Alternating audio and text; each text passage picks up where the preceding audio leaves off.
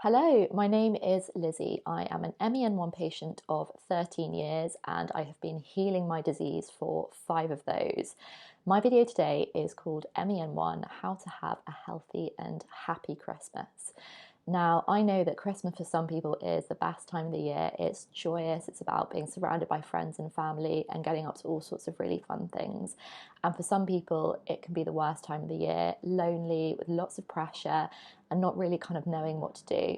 My hope is that this video will help you wherever you are in life at the moment, wherever you are with your health, wherever you are with MEN1, that you can take something from it, apply it, and see results immediately. So the first thing I always make sure I do at Christmas is to stick to some sort of routine. So Christmas is one of those times of the year that is just chaotic because it's present buying, there's Christmas parties to attend, and then in that very lead up towards the 25th, we kind of slow down, we stop work, and it's really easy just to kind of slump.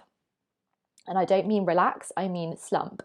I mean let go of everything that we have during the other 360 odd days of the year that keep us healthy.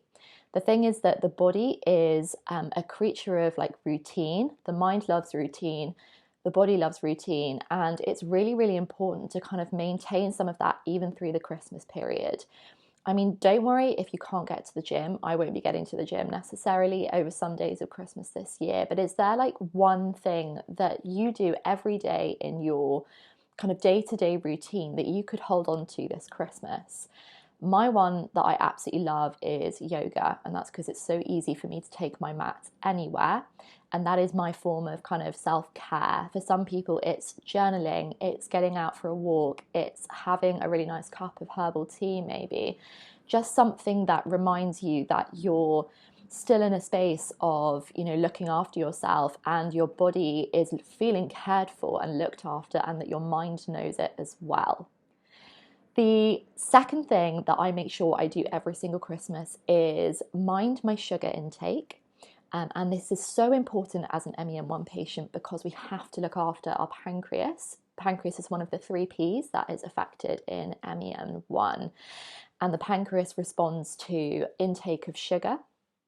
And things like blood sugar spikes, which happen a lot around Christmas time because there's so many gorgeous, yummy treats out there, mince pies, Christmas cake, Christmas chocolate, you name it, it's all out there. But like I said before, the body actually doesn't know that it's Christmas, so it can get a little bit confused sometimes when in the lead up to the 25th, we're suddenly consuming a lot of these foods that we wouldn't normally in the year, and perhaps more of them. And it's like, whoa, whoa, whoa, what the hell is going on? So it's really important just to mind kind of your sugar intake. And I'm going to tell you something which is really interesting.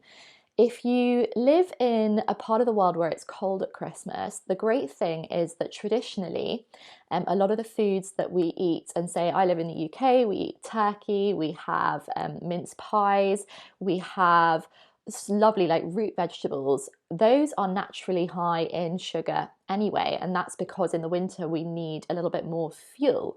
The thing is that the food industry brought in processed foods and ultra processed foods and added in more sugar on top. So actually what we're getting anyway should be sufficient, and then the treats come in on top of that.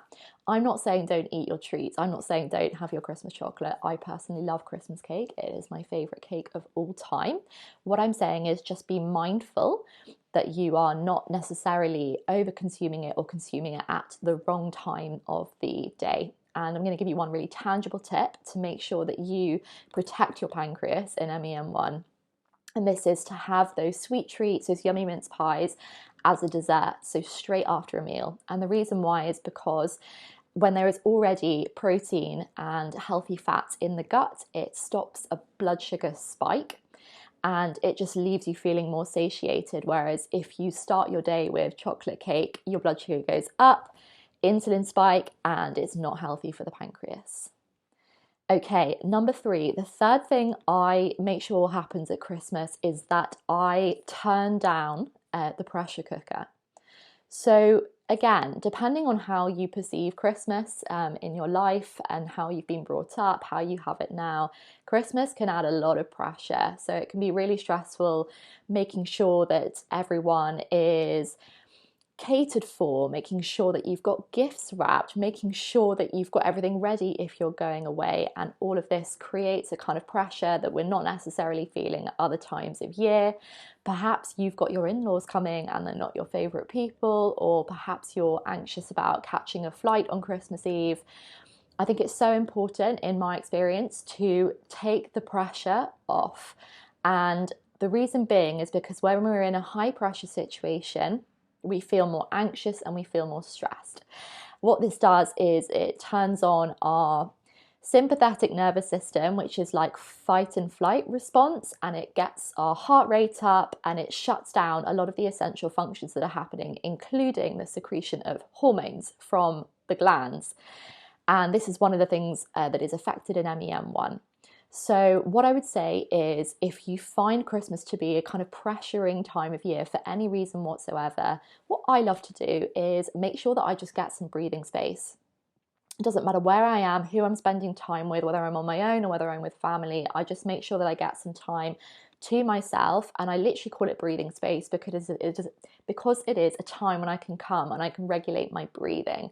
And when you regulate your breathing, you basically regulate everything that's happening in your body. The fewer kind of emotions there are kind of running around your body, the more relaxed you feel, and the more you're going to enjoy your Christmas. So I called this a happy Christmas as much as a healthy Christmas, because the two can come in tandem. I hope you found this video really, really helpful, and that it gets you through a Christmas period this year, whether that is something that you're looking forward to or whether it's actually something that you're feeling a bit anxious about. Just know that these 3 tips have helped me for the past 4 or 5 years and mean that I am set up then to be healthy and have success in my health going forward into the new year. And I hope that you can take something from it too.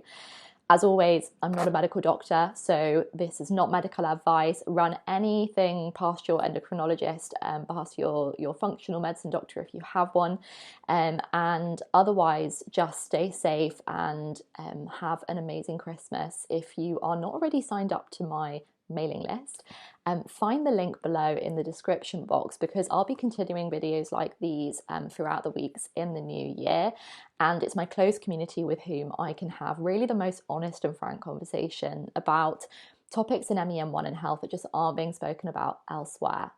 I'm super excited to see you there. Merry Christmas and Happy New Year as well.